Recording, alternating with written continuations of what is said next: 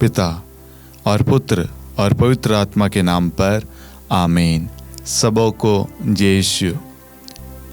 प्रभु यीशु क्रिस्त में प्यारे भाइयों और बहनों, आप सभी का हार्दिक स्वागत है नित्य प्रार्थना में। इस नित्य प्रार्थना से जुड़े हुए हर एक परिवारों के लिए, हर एक भाई बहनों के लिए मैं ईश्वर को धन्यवाद देता हूँ। जितने भी लोग इस प्रार्थना को देखते हैं, सुनते हैं, शेयर करते हैं, कमेंट करते हैं और अन्य लोगों के साथ में बांटते हैं, अपनी गवाहियाँ भेजते हैं, अपना अनुभव साझा करते हैं, मैं उन सभी के लिए ईश्वर को धन्यवाद देता हूँ। और आपसे निवेदन भी करूँगा, जल्दी से आप इस प्रार्थना को आप जहाँ कहीं पे भी शेयर कर सकते हैं, आप शेयर कीजिए ताकि हम सब एक मत एक हृदय होकर प्रभु के वचन पर मनन चिंतन कर सके। Hallelujah, hallelujah. प्रभु का पवित्र वचन कहता है सन लूकास अध्याय 18 वाक्यांश 1 के अंदर, नित्य प्रार्थना करनी चाहिए। हम सब इस नित्य प्रार्थना से जुड़े हुए हैं। क्योंकि हमें मालूम है यदि हम प्रभु से नहीं जुड़ेंगे तो हमारा जीवन बेकार हो जाएगा, किसी काम का नहीं रहेगा। जब हम ईश्वर से जुड़ते हैं, ईश्वर के पास आते हैं, तो ईश्वर हमारे पास आता है। इसलिए वचन कहता है ईश्वर के पास जाएं और वह आपके पास आएगा। जब हम ईश्वर के पास आते हैं अपने दुख तकलीफ पीड़ा को लेकर, तो ईश्वर स्वर्ग से उतरकर हमारे बीच में आता है। हमारे घरों में, हमारे जीवन में, हमारी हर एक आवश्यकताओं में ईश्वर उपस्थित रहता है। आज ईश्वर हमारे जीवन में कार्य करना चाहता है, हमारे जीवन को बदलना चाहता है, हमें समझाना चाहता है, हमें मजबूत करना चाहता है, हमारे विश्वास में बढ़ोतरी करना चाहता है। क्या आप सभी तैयार हैं आज की प्रार्थना में भाग लेने के लिए, वचन को सुनकर उस पर दृढ़ रहने के लिए? Hallelujah, hallelujah. मेरे प्यारे भाइयों और बहनों, आज मैं आप लोगों के सामने एक पर्सनल अनुभव शेयर करूंगा। मैं खुद इस परेशानी से गुजरता हूं, तो मैंने सोचा ऐसे बहुत सारे भाई बहन होंगे जिनके जीवन में ऐसी समस्याएं आती होगी, क्यों ना मैं आप लोगों के साथ में साझा करूं, बांटूं। Hallelujah, hallelujah. आप सोच रहे होंगे ऐसी कौन सी परेशानी या ऐसी कौन सी बात है, आपको बताता हूं। आज हमारे जीवन में हम देखते हैं बहुत सारी तकलीफें, पीड़ाएं, कष्ट, रुकावटें, बाधाएं, बंधन, बीमारियां, तंगी, गरीबी, परेशानियां आती है। फिर हमारे मन में एक सवाल आता है कि मैं तो प्रार्थना करता हूँ, चर्च जाता हूँ, ईश्वर की आज्ञाओं का पालन करता हूँ, फिर मेरे जीवन में ऐसा क्यों हो रहा है? बीते दिन आपको मालूम होगा 30 जून से लेकर 8 जुलाई तक 9 दिवसीय निवेदन प्रार्थना का आयोजन किया था। उसमें बहुत सारे लोगों ने, बहुत सारे परिवारों ने भाग लिया और ईश्वर की आशीष को प्राप्त किया। आप सभी को लगता होगा कि कैमरे के सामने रिकॉर्डिंग करना, वीडियो शूट करना, एडिटिंग करना, अपलोडिंग करना, तैयारी करना, ये सब कुछ आसान है। मैं आज अपना अनुभव आप लोगों के साथ बांट रहा हूँ। बीते दिन हम रिकॉर्डिंग कर रहे थे। रिकॉर्डिंग करते करते ही जो बैटरी 1 से 1.5 घंटा चलती है, वो 10-15 मिनट में डिस हो गई। दूसरी बैटरी लगाई, वो भी डिस। तीसरी बैटरी लगाई, तीनों बैटरी मिला के 1 घंटे भी नहीं चल पाई। हमारा जो भी रिकॉर्डिंग का एक डेटा था वो चला गया। उसके बाद में जो डेटा हमने वापस रिकॉर्ड किया, वो जब हमने कार्ड कंप्यूटर में लगाया कॉपी करने के लिए, वो कार्ड एरर देने लग गया।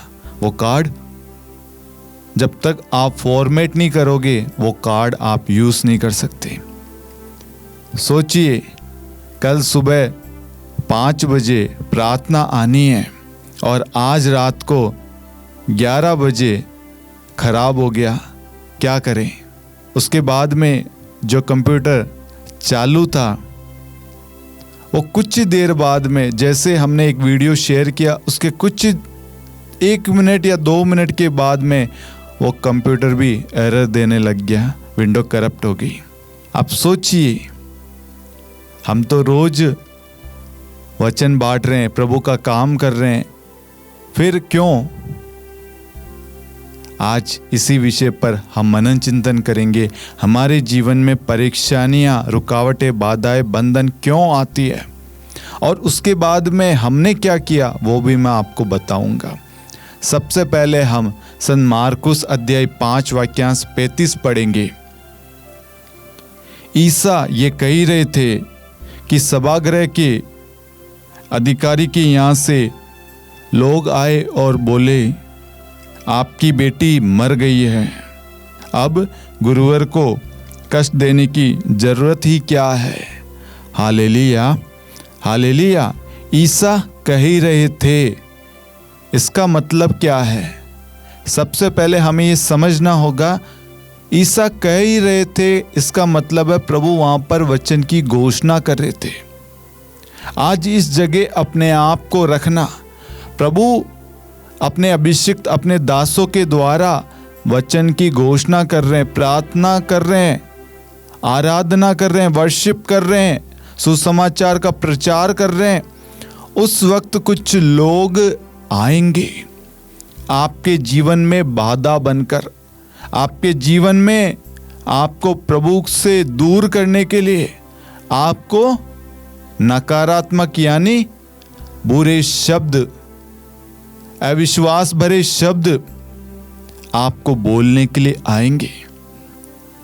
जब आप प्रभु के वचन को सुनने के लिए जाते हैं, सुन रहे हैं, उस वक्त आप देखना आपके जीवन में, आपके घर में एक भूचाल आ जाता है, एक तूफान आ जाता है। जैसे चर्च का समय होता है, निकलने वाले होते, उससे पहले घर में क्लेश हो जाता है। होता है या नहीं होता? होता है। आप कोई नाइट विजिल में, कोई वनडे प्रेयर में, रिट्रीट में, किसी भी कार्य के लिए आप निकलते हैं प्रभु के लिए, उसी वक्त ऑन द स्पॉट कुछ ना कुछ ऐसी घटना होती है, टायर पंचर हो जाता है, कुछ ना कुछ आपके साथ में दुर्घटना हो जाती है। ये सब क्यों होता है यहाँ हम देखेंगे। सबसे पहले हमें ये देखना है, जब प्रभु के वचन की घोषणा होती है, प्रार्थनाएं चलती है, रिट्रीट होता है, साधनाएं चलती है, वचन को हम सुनते हैं, उस वक्त शैतान आता है। शैतान आता है और वो कहता है, अब गुरुवर को परेशान करने की जरूरत ही क्या है। वो हमारे अंदर ऐसी सोच, ऐसे शब्द डालता है, ऐसे विचार उत्पन्न करता है, अब प्रभु यीशु को परेशान करने की जरूरत ही क्या है। जिस काम के लिए तुम गए थे वो तो तुम्हारा असफल हो गया, तुम अपने निवेदन, मनोरथ लेकर गए थे, लेकिन वो तो विफल ही हो गया। अब क्यों जा रहे हो? अब क्यों कर रहे हो? क्यों क्षमा कर रहे हो? क्यों उपवास कर रहे हो? क्यों इस नित्य प्रार्थना में भाग ले रहे हो? क्यों प्रार्थना को सुन रहे हो? क्यों वचन में भाग ले रहे हो? आगे हम वचन में पढ़ते हैं, ईसा ने उनकी बात सुनकर, ध्यान देना, ईसा ने उनकी बात सुनकर सभागृह के अधिकारी से कहा, डरिए नहीं, बस विश्वास कीजिए। हमें उस वक्त, उस पल, उस समय क्या करना है वो जरूरी है। हम क्या करते हैं? हम दूसरों की बातें सुनकर, दूसरों की बातों में आकर प्रार्थना से दूर हो जाते हैं, प्रार्थना से चले जाते हैं, प्रार्थना को बीच में छोड़ देते हैं, प्रार्थना में से भाग जाते हैं। हो सकता है आप मोबाइल में प्रार्थना सुन रहे हैं, इस प्रार्थना में भाग ले रहे, वचन को सुन रहे, कुछ भी हुआ तुरंत प्रार्थना को बंद करके आप चले गए। लेकिन उस वक्त प्रभु क्या कह रहे हैं? प्रभु यीशु उस सभागृह के अधिकारी से कहता है, डरिए नहीं, बस विश्वास कीजिए। प्रभु ने उन लोगों की बात सुनकर उस अधिकारी को कहता है, डरिए नहीं, बस विश्वास कीजिए। अब सोचिए, आप क्या उस क्षण में, उस घड़ी में प्रभु पर विश्वास रखते हैं? आप अपने आप से सवाल पूछना। जैसे मैंने आपको कहा, हमारे साथ में ये इंसिडेंट हुआ, तो हमने क्या किया? कार्ड करप्ट हो गया, अब कोई ऑप्शन नहीं है। हमारी टीम में हार्डवेयर की नॉलेज, सॉफ्टवेयर की नॉलेज भैया है, डेरिक भैया। उन्होंने भी अपनी तरफ से कोशिश की। उन्होंने कहा कि भैया अब तो कार्ड फॉर्मेट ही करना पड़ेगा। हमारे इस पास में स्क्रीनशॉट है, कोशिश करूंगा मैं वीडियो के अंदर लगाने की। जो कार्ड फॉर्मेट करने का दिखा रहा है, वही कार्ड कुछ समय बाद में रीओपन होता है। Hallelujah, hallelujah. कैसे हुआ? हमने उस कार्ड के पीछे सोचा नहीं।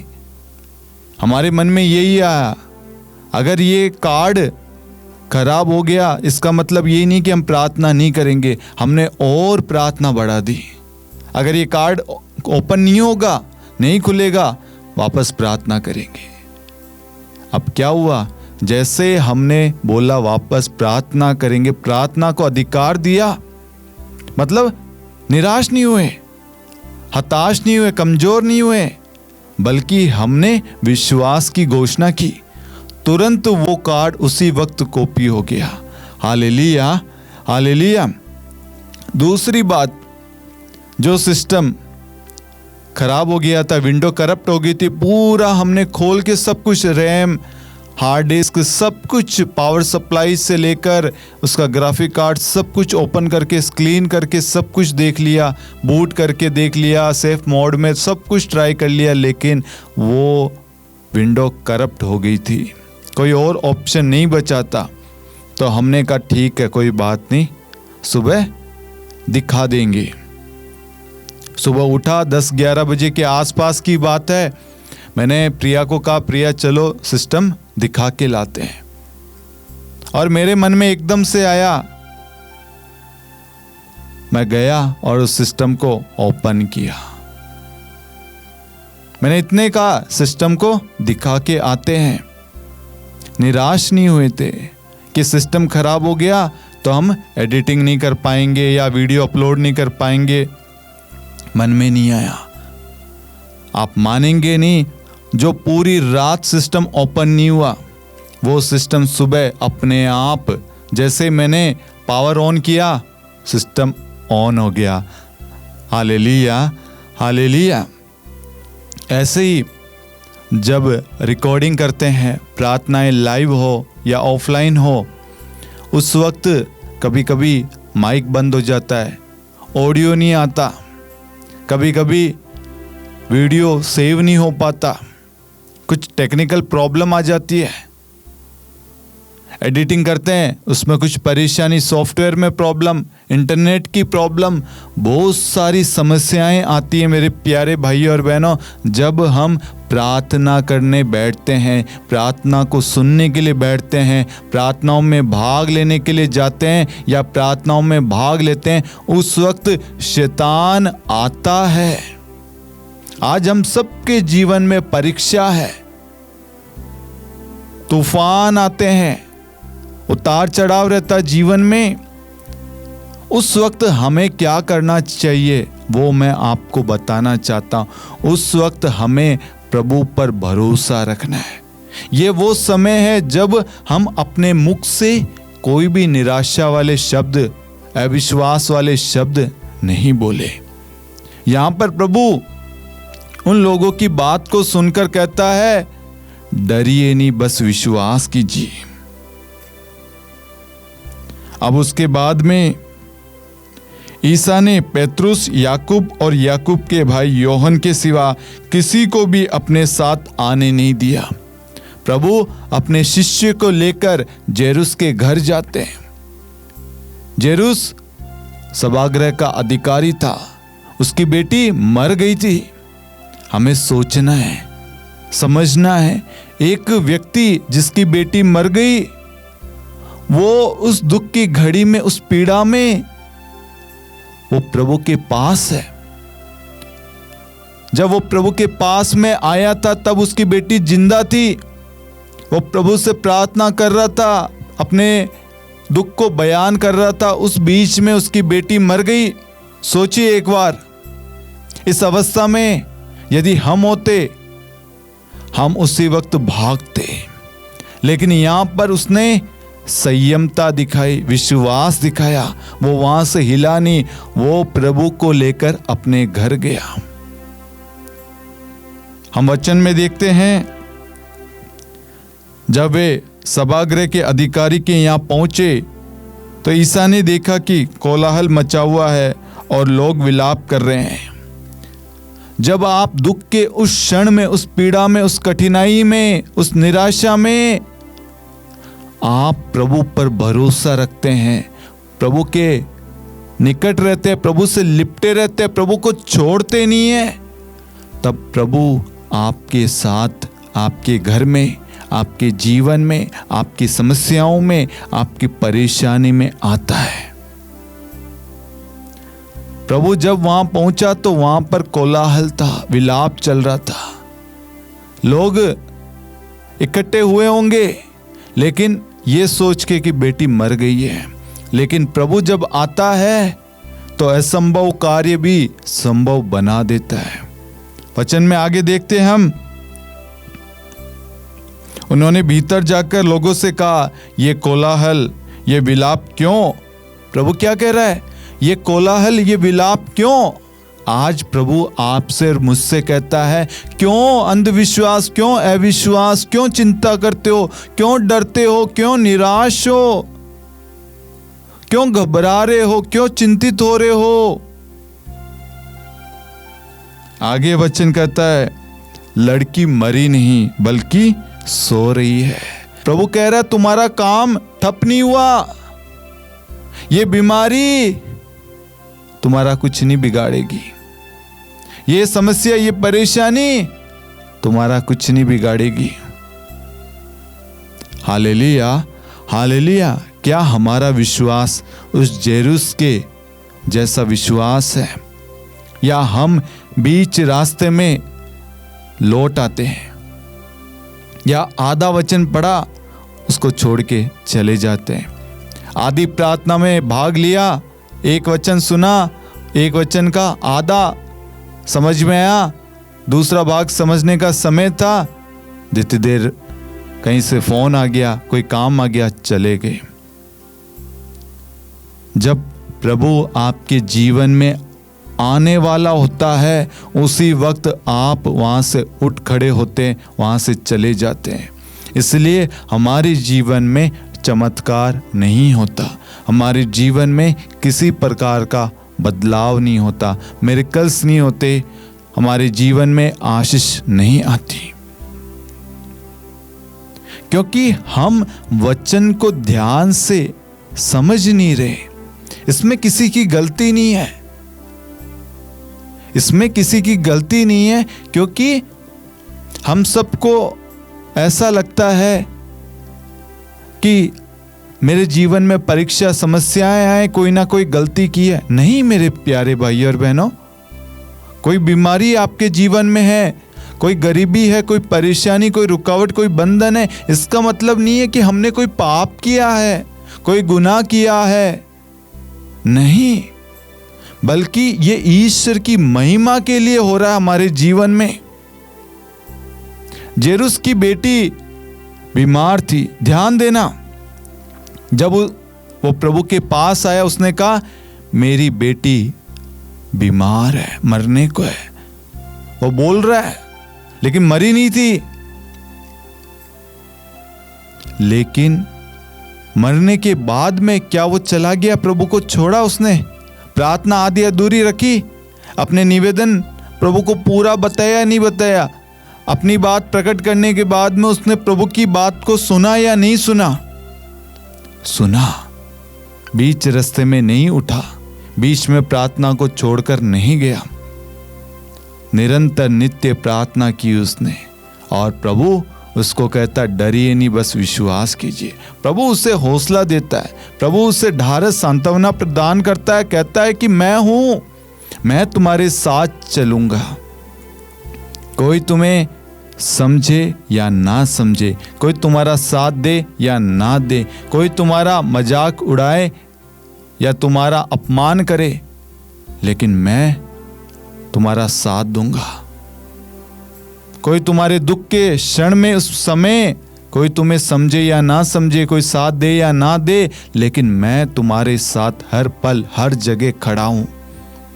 प्रभु उसके घर जाते हैं जहां कोलाहल विलाप था। प्रभु कहते ये कोलाहल विलाप क्यों? उसके बाद में हम देखते हैं प्रभु कहते ये बेटी तो सो रही है, बेटी तो सो रही है, छोटी सी परेशानी है ये, नींद में बेटी। आज आपको भी प्रभु यही कह रहा है भाइयों और बहनों, ये छोटी सी परेशानी, ये क्षण भर की परेशानी, ये ऐसे गायब हो जाएगी। इसको पहाड़ जितना बड़ा मत समझो, पहाड़ जितना बड़ा मत बनाओ। छोटी सी परेशानी है, आपके प्रार्थना के द्वारा इस परेशानी का समाधान इसी वक्त आपको मिल जाएगा समाधान। आगे वचन में पढ़ते हैं, इस पर वे उनकी हंसी उड़ाते रहे। जो लोग सुनते हैं, जब आप प्रार्थना में भाग लेते हैं, वचन सुनते हैं, तो बहुत सारे लोगों के जीवन में, घर में उनके अपने उनको टोंट कसते होंगे, कमेंट पास करते होंगे, उनको प्रार्थना में भाग लेने नहीं देते होंगे, बीच बीच में डिस्टर्ब करते होंगे। जैसे प्रार्थना करने बैठेंगे कोई ना कोई काम सौंप देंगे, होता है सबके जीवन में। लेकिन प्रभु क्या कहता है? ईसा ने सबों को बाहर कर दिया और वह लड़की के माता पिता और अपने साथियों के साथ उस जगह आए जहां लड़की पड़ी हुई थी। हमें दूसरों के शब्दों पर, दूसरों के स्वभाव पर, दूसरों के आचरण पर, दूसरों के विचारों पर हमें ध्यान नहीं देना है उस वक्त, बल्कि हमें प्रभु पर ध्यान देना है। जब हम प्रभु पर ध्यान देंगे तो हमारे जीवन में बदलाव और ईश्वर की आशीष आएगी। प्रभु ने उनकी बातों पर ध्यान ना देते हुए, प्रभु ने उस बच्ची के माँ बाप और शिष्यों को लेकर उस कमरे में गए जहां वो लड़की सो रही थी। प्रभु यीशु ने उस लड़की का हाथ पकड़कर उससे कहा, तालिता कुम। इसका अर्थ है, ओ लड़की, मैं तुमसे कहता हूं, उठो। लड़की उसी क्षण खड़ी हुई और चलने फिरने लगी। Hallelujah, hallelujah. ये कैसे हुआ? वो लड़की तो मरी हुई थी। वहां पर कुछ समय पहले तो कोलाहल विलाप था, लोग इकट्ठे हुए थे, निराशा भरी बातें चल रही थी, दुख भरी बातें चल रही थी, और ऐसे एकदम से कोलाहल विलाप सब कुछ बदलकर आनंद में तब्दील हो गया। कैसे? प्रभु के प्रवेश से, प्रभु की एंट्री से, प्रभु के अधिकार से, प्रभु की उपस्थिति से। जब हम प्रार्थना को शुरू से लेकर एंड तक सुनते हैं, करते हैं, भाग लेते हैं, हमारे जीवन में चमत्कार होता है। उदाहरण के लिए मैं आपको कहना चाहूंगा, आप अपने घर से मार्केट जाना चाह रहे हैं और मार्केट कम से कम 4-5 किलोमीटर है। आप ऑटो रिक्शा में बैठे, ऑटो रिक्शा भी कम से कम 10-15 मिनट लेगा। आप बैठ के मार्केट गए, जाते वक्त आपको लगा 15 मिनट, ठीक है। लेकिन आपने मार्केट से शॉपिंग करी, सामान वामान लिया, वापस जब आप बैठे, उस वक्त टेम्पो ने लिया आधा घंटा। जाते वक्त तो लिया था 10 से 15 मिनट और आते वक्त आधा घंटा। अब आप सोचेंगे रास्ता वही, लेकिन टाइम ज़्यादा कैसे? मेरे प्यारे भाइयों और बहनों, कभी कभी समस्याएं हमारे से ज़्यादा किसी और की भी हो सकती है। इसलिए प्रभु सबसे पहले उनके पास पहुंचा। रास्ते में आते वक्त प्रभु के पास में जो जो लोग आए, उस रास्ते में जो भी स्टॉप थे, जहां पर भी लोग हाथ दिखा रहे थे, सबसे पहले प्रभु वहां रुका। उन सब का इलाज करते करते आपके पास आए। आपने जब संत मार्कुस अध्याय 5 पढ़ते हैं तो वहां देखते हैं कि जेरुस की बेटी से पहले एक रक्तस्राव से पीड़ित महिला भी बीच में आती है और वह यीशु का पल्ला छूती है और उसके विश्वास के द्वारा वह चंगी हो जाती है। इसलिए प्रार्थना में समय लग रहा है, निराश होने की जरूरत नहीं है। आप ये विश्वास कीजिए, हमारे से ज़्यादा किसी और की भी आवश्यकता हो सकती है। कोई और हमारे से ज़्यादा सीरियस हो सकता है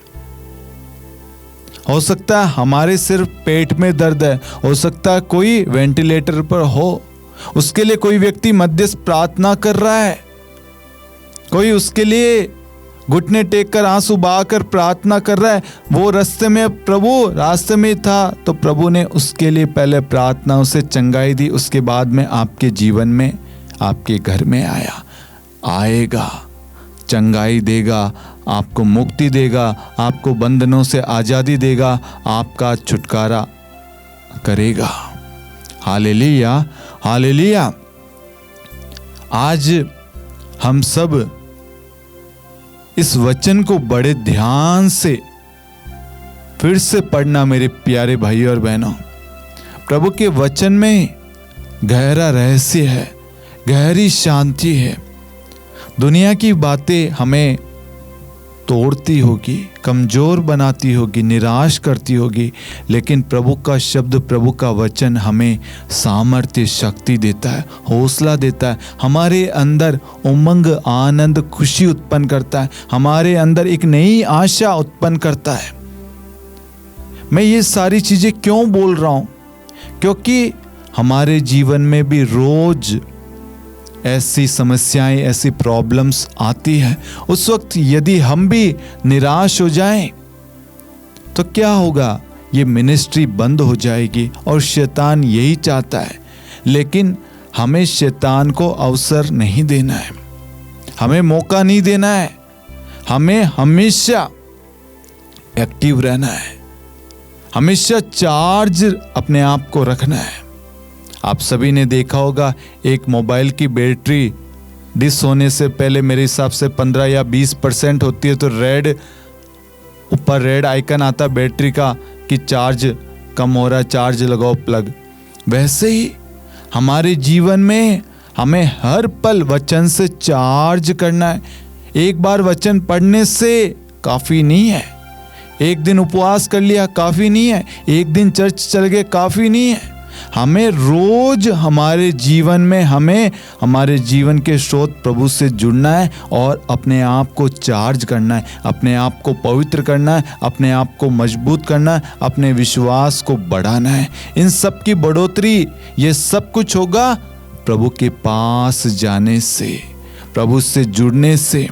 जब वो सॉकेट, वो जो पिन है मोबाइल के सॉकेट में लगता है, उसके बाद में प्लग ऑन करते हैं, तुरंत प्रभु का वचन प्रवेश करेगा, तुरंत वहाँ से लाइट मोबाइल में आती है, बैटरी चार्ज होती है। वैसे ही जब हम प्रार्थनाओं में भाग लेंगे, वहाँ से प्रभु की आशीष आएगी वचन के द्वारा। वचन हमारे अंदर जाएगा और सारे रोग, सारी दुर्बलताएं, कमजोरियाँ, कमियाँ, सारी बीमारियाँ, सारी चिंताएं, सारी बाधाएं, रुकावटें जो भी है, वो सब वचन हटा देगा। कुछ क्षण पहले वही बैटरी डिश थी, रेड कलर में थी, लेकिन थोड़ी देर बाद में वो हरे कलर में तब्दील हो जाती है। मेरे प्यारे भाइयों और बहनों, एक आशा, हमें मालूम है अभी मैं चार्ज करूंगा मेरी बैटरी चार्ज हो जाएगी। उसी तरीके से हमें विश्वास करना है, हमारे अंदर ये विश्वास होना है, अभी मैं प्रार्थना करूंगा मैं फिर से चार्ज हो जाऊंगा। यानी अभी मैं कमजोर हूं, अभी मैं प्रार्थना में डाउन हो गया हूं, कोई बात नहीं, मैं अभी प्रार्थना करूंगा, वापस से मजबूत हो जाऊंगा, मेरे विश्वास में बढ़ोतरी होगी। अच्छा, ये बीमारी आ गई, कोई बात नहीं, अभी मैं प्रार्थना करते इस बीमारी को अभी हटाता हूं। Hallelujah, hallelujah. ये सुनने में हमें जोक लगता होगा, मजाक लगता होगा, लेकिन इन सब के पीछे बड़ा सामर्थ्य है, बड़ा अनुग्रह है, बड़ी कृपाएं हैं ईश्वर की। जो व्यक्ति प्रार्थना करता है ना, वो प्रभु को गहरे अनुभव से समझ पाता है, जानता है, अनुभव करता है। वो उसके जीवन में कितनी भी समस्याएं, दुख आ जाएं, लेकिन वो प्रभु से दूर नहीं होता। जेरुस के जीवन में कितनी बड़ी समस्या थी, इससे बड़ी समस्या कुछ हो सकती है क्या? उसकी बेटी मर गई थी, लेकिन क्या उसने प्रभु को छोड़ा या प्रभु की प्रार्थना से दूर हुआ या प्रभु से दूर हुआ? नहीं, वो प्रभु से लिपटा रहा, प्रभु को नहीं छोड़ा। उसने लोगों की बात पर ध्यान नहीं दिया, बल्कि उसने प्रभु पर भरोसा रखा। जो प्रभु पर भरोसा रखते हैं वे दृढ़ रहते हैं, वह मजबूत चिरस्थायी चट्टान है, क्योंकि प्रभु ने उन्हें संभाल रखा है। हमारे जीवन में रोज समस्याएं, परेशानियां आएगी, हमें उससे भागना नहीं है, हमें उससे डरना नहीं है, बल्कि वचन के द्वारा उसका सामना करना है, रोज प्रार्थना करना है। आप सभी रोज अपने मोबाइल को चार्ज करते होंगे। बताया जाता है कि मोबाइल रेगुलर यूज़ करते हैं तो 8-10 घंटे निकाल देता है। इसी तरीके से 24 घंटे में हमें सुबह शाम अपने आप को, अपनी आत्मा को चार्ज करना है वचन के द्वारा। जब हम वचन के द्वारा अपनी आत्मा को चार्ज करेंगे तो हमारे जीवन में खुशियाँ, विश्वास, प्रेम, पवित्रता छाई रहेगी और वचन हमारे जीवन को बदल देता है, हमें ऊंचाइयां प्रदान करता है। हमारे जीवन में जो भी असंभव कार्य थे उसे संभव बना देता है। Hallelujah, hallelujah. प्रभु यीशु क्रिस्त में मेरे प्यारे भाइयों और बहनों, जीवन में समस्या आएगी, प्रॉब्लम्स आएगी, रुकावटें आएगी, उससे हमें भागना नहीं है, बल्कि डट के सामना करना है, परमेश्वर पर भरोसा रखना है। मेरा प्रभु मेरा चरवाहा है, प्रभु मेरी ओर से युद्ध लड़ेगा, डरो मत, मैं तुम्हारे साथ हूँ, तुम्हें चिंता करने की जरूरत नहीं है। प्रभु तुम्हारी चिंता करता है, तुम प्रभु पर अपना भार छोड़ दो, वह तुमको संभालेगा, वह धर्मी को गिरने नहीं देगा, भटकने नहीं देगा, विचलित नहीं होने देगा, उनके पैर को फिसलने नहीं देगा। Hallelujah, hallelujah. मेरा विश्वास है आज की प्रार्थना के द्वारा प्रभु ने आप सभी को वचन के प्रति, प्रार्थना के प्रति विश्वास को बढ़ाया है। अब आपके जीवन में चाहे कितनी भी समस्याएं, प्रॉब्लम्स क्यों ना आ जाए, आप पीछे नहीं हटेंगे, आप घबराएंगे नहीं, आप कमजोर नहीं होंगे, आप विचलित नहीं होंगे, बल्कि आप और अधिक प्रार्थना करेंगे और अधिक वचन पढ़ेंगे, क्योंकि अब आपको वो रहस्य, वो समाधान, वो मंत्र, वो जरिया मिल गया है। Hallelujah, hallelujah. जितने भी लोग इस प्रार्थना में भाग ले रहे हैं, आप इस प्रार्थना को अन्य लोगों के साथ भी शेयर करें, ताकि ईश्वर उनके जीवन में कार्य कर सके, उनको भी ढारस प्रदान कर सके, उनको भी ये रहस्य समझा सके। आप सभी सन्मार्कुस अध्याय 5 से आप पढ़ना अवश्य, और एक एक वचन को समझने की कोशिश करना कि जेरुस जब प्रभु के पास में आया था, उससे लेकर क्या क्या उसके जीवन में हुआ। देखिए, एक ही मर्म है, आज आपकी अवस्था कितनी भी बुरी क्यों ना हो, कितनी बड़ी समस्या क्यों ना हो, कितनी बड़ी गरीबी क्यों ना हो, कितनी बड़ी प्रॉब्लम्स क्यों ना हो, कितना बड़ा दुख क्यों ना हो, कितनी बड़ी समस्या क्यों ना हो, लेकिन समाधान प्रभु के हाथों में। यदि आप पूर्ण विश्वास, भरोसे के साथ प्रभु को अपनी परेशानी सौंप देंगे ना, तो प्रभु उस पर अधिकार लेगा और वो आपके जीवन में, आपके उस क्षण में आएगा और आपके जीवन से उस समस्या को जड़ से मिटा देगा। आज से पहले लोगों ने कहा होगा, आपको बहुत सारे नकारात्मक शब्द यानी गिराने वाले, तोड़ने वाले, निराश करने वाले, कमजोर करने वाली बातें। लेकिन मैं आपको कहता हूं, हमारे जीवन में समस्याएं आएगी और उसके पीछे प्रभु भी आएगा उस समस्या को हमारे जीवन से हटाने के लिए। ये तब होगा जब हम प्रभु से लिपटे रहेंगे, प्रभु से प्रार्थना करेंगे, वचन को दिन रात मनन चिंतन करेंगे। आइए हम आज की प्रार्थना के लिए ईश्वर को धन्यवाद दें। हे प्यारे प्रभु यीशु, जितने भी लोग समस्या में, पीड़ा में, कष्ट में, दुख में है प्रभु, आर्थिक तंगी, गरीबी में है प्रभु, दुखी है, निराश, हताश है प्रभु, कमज़ोर है प्रभु, टूटे हुए, बिखरे हुए हैं प्रभु, उन सब को प्रभु हम आपके पास लाते। मार्कुस 5:35 के तहत प्रभु अपनी सारी समस्याएं, इनके जीवन में जो भी है, उन सब को आपको चढ़ाते प्रभु। आप प्रभु इनके जीवन में, इनके घर में आइए, इनकी सारी समस्याओं को दूर कीजिए प्रभु। इन्हें अपने आनंद से, अपने प्रेम से, अपनी शांति से भर दे। इनके जीवन से सारे दुख के क्षण, दुख भरी बातें, दुख बीमारी को दूर करके इन्हें पूर्ण रूप से स्वस्थ कर दे। Hallelujah, hallelujah. जितने भी लोग प्रभु प्रार्थनाओं को सुन रहे हैं, प्रार्थनाओं को शेयर कर रहे हैं, कमेंट कर रहे हैं, उन सब पर अपनी दया बरसाना प्रभु। इस मिनिस्ट्री से जुड़े हुए हर एक परिवारों के लिए आशीष मांगते प्रभु। उनके अन्न जल को प्रभु ब्लेस करना, उनके कामकाज को, उनके जीवन को, उनके परिवार को, परिवार के एक एक सदस्य को प्रभु आप आशीष प्रदान करना। आमीन। पिता और पुत्र और पवित्र आत्मा के नाम पर आमीन। सबों को जय यीशु।